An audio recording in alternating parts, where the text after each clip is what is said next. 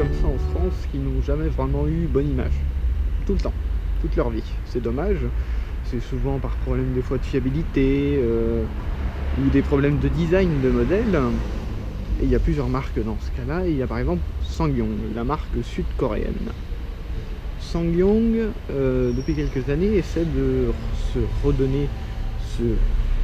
refaire une image chez nous en sortant des modèles SUV. Toujours, c'est des 4x4, c'est leur spécialité, mais beaucoup plus attrayants qu'auparavant. Il y a eu le Corando il y a quelques années que je trouvais plutôt déjà agréable. Et maintenant, il s'attaque au segment des SUV plus compacts, comme je vous ai présenté le HR-V.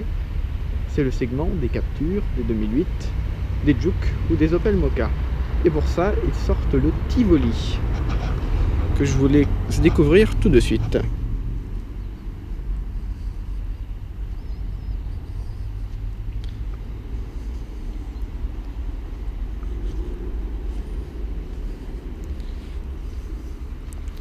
Alors ce Tivoli, honnêtement, je ne sais pas pour vous, mais moi je le trouve très sympa. Il a de la gueule. Regardez-moi dans ce bleu, avec cet intérieur beige. C'est très joli. Les jantes sont très belles. Je le trouve même personnellement plus joli qu'un Captur. Ça a vraiment de la gueule comme automobile.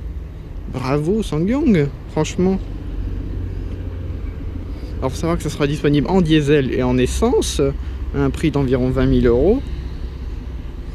Est-ce que ça se tient? Moi, personnellement, je trouve que oui.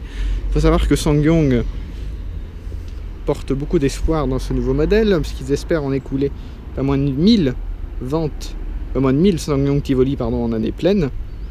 Pour vous donner une idée, l'année dernière, en France, SsangYong a écoulé 335 voitures chez nous en augmentation. C'est dire à quel point la marque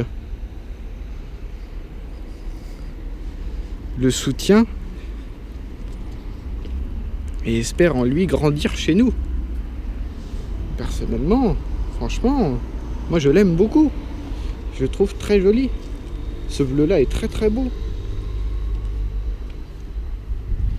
Les lignes sont agréables, même l'intérieur fait européen. N'a rien à envier à une concurrente européenne. Donc si à l'avenir représente 75% des ventes de la marque, eh bien on va déjà en voir beaucoup plus que maintenant des SsangYong. Et ça serait pas plus mal, franchement. Il est loin d'être moche. Je sais pas ce que vous en pensez, mais même par rapport à un HR-V, eh ben je le préfère.